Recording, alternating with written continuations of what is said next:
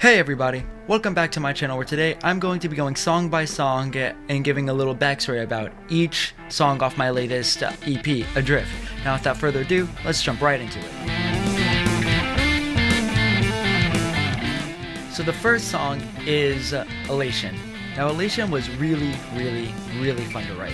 It came from a YouTube video that I watched from the YouTuber Jound, where he was talking about different techniques and musical things that Polyphia does, and while I was watching it, I just came up with the riff, and I really liked it. It wasn't too much of the riff, but it was something to work with, and it was supposed to be in E minor originally, but at some point I brought it down to D minor. I can't remember exactly why, but I know for a fact that I did. The song itself was just really fun. Like, there was some audio stuff that I did, like the EQ automation in the beginning along with the glitch, and definitely had more fun with the panning, especially when the harmonies came, where the main harmony, where they would split into both left and right, to where one melody lead would be all on the left while the harmony would be on the right. And it was just really fun to do that, to play around and get like these different things that I haven't done before, especially with the second verse being so simplistic and repetitive, that since there was like something constantly being built upon it, it's really fun to listen to. And especially with the key change that happens at the end of the song in the last chorus, I didn't even think about that. A musician friend of mine that I go to school with gave me the idea when he basically said that I should bring it up a half step. And he didn't give me the idea, he just told me to do it. And so I tried it, and I thought it sounded good, and lo and behold, I had an amazing ending to a really fun song to, again, write and record. Now the second song is Lullaby. Now Lullaby came from my now girlfriend having nightmares and just not able to sleep, and I just thought that I would try to help by making something soothing for her to be able to fall asleep to. And I wrote this while we were juniors in high school, so this is going on about 4 years, where she has been able to like listen to it, or I could play it through the phone, and she'd be able to just fall asleep to it. And I'm really glad to know that like it helps her. I was talking to her about it the other day, and she told me that if she wakes up after having a nightmare, she will just put it on and kind of just put it on a loop, and as she goes back to sleep, she doesn't have like another one for the rest of the night. And again, like, I just wanted to write music that was kind of a good energy, good vibe to it, and that song has like, it's so soothing, and it's just a very nice song to listen to, I think. It was supposed to be guitar only, just guitar, nothing else, but when I was recorded all the guitars and listened back through it, I thought that it was missing something. I felt like it wasn't enough just to be guitars, but I knew that I couldn't like add, bass and drums and everything, because then it wouldn't be a lullaby anymore.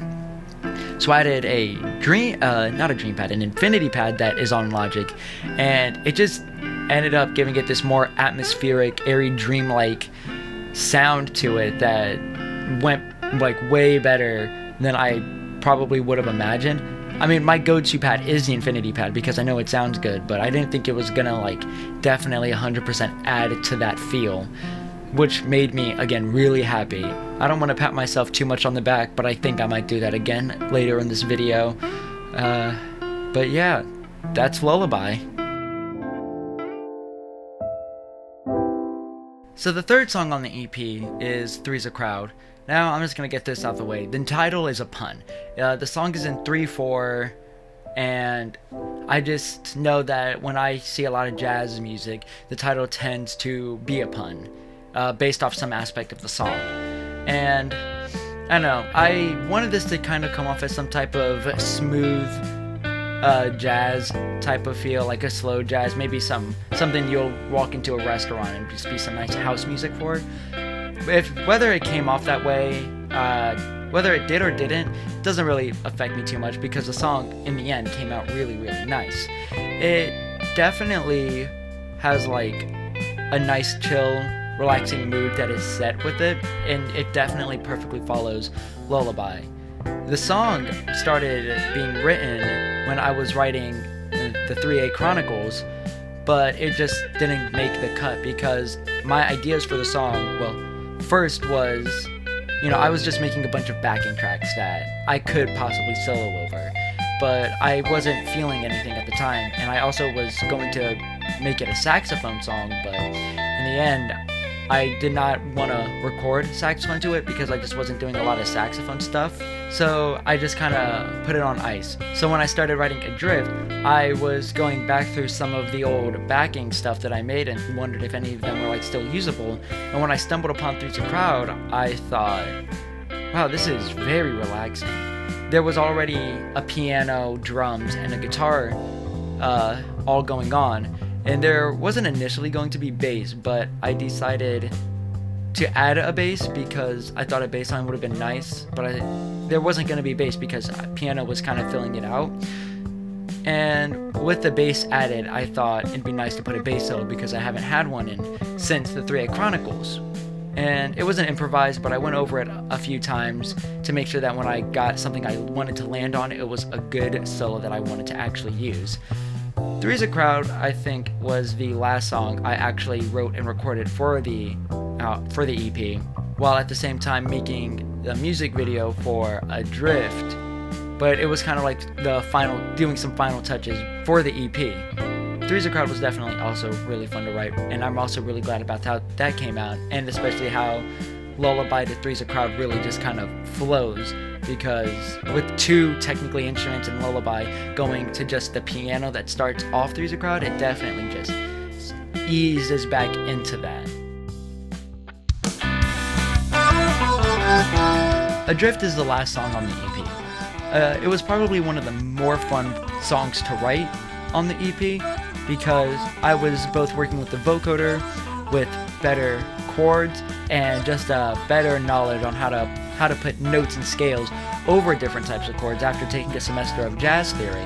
The song began, or to at least like writing process, after I wrote the Adrift in the Sea of Our Memories part. Now I don't remember if the lyrics came first or if it was the guitar part that I would be playing along with singing over it. I just know that that was the first thing to come out of it, and after that I knew I had something that I wanted to work with. And then like I said, the chords were more fun to like record and play over because they were more like extended chords. Like I said, I took jazz theory for a semester, but also with listening to alternative indie rock bands like Boy Pablo from Vipert and Violet by Hippocampus, I was really starting to enjoy the extended chords, even though most extensions that are added to the chords is ninth to some of them. But either way, it was like still fun to like have that, and it kind of gave like a good alt rock type of vibe, in a sense, to me at least. And it was fun trying to figure out what type of scales I would put over them, given like, what would sound cool, what parts would, what notes would stand out, but like not in a bad way. It was really fun to like take my time and actually write some good stuff to that. I believe the entire second verse of Adrift is probably one of the best verses I've ever written, because the guitar part, I don't have a lot of time to not improvise, but I don't have a lot of time to, let the instrumental guitar part go through before the vocoder comes in for its part, which is still really fun and to like listen to and play. But I think that writing it and getting it to sound so good and seamlessly flow into the Adrift and the C part just came out really, really nice. It's definitely still one of my favorite songs to listen to and play along to right now. Adrift became like the cornerstone of the EP, mainly because it was supposed to be a single first, before I decided to just say screw it and make it an EP, because I hadn't written one since like, I think 2 summers ago with 3A Chronicles, so I thought I should release another one relatively soon. And so I did, and it was fun, and it came out good, and I enjoyed it. And because of that, that's why I made a music video for Adrift, because it was my favorite song off the whole thing. Well, I hope you enjoyed this. I hope you enjoyed the little stories that went behind each song. I'm currently working on more music. If you saw on my Instagram and Twitter, I did release a little snippet of a song like that I'm working on, a little math rock thing that is, becoming now my new favorite thing to play too. Since that's all that has to be said, I hope you all have a great rest of your day and night. Peace.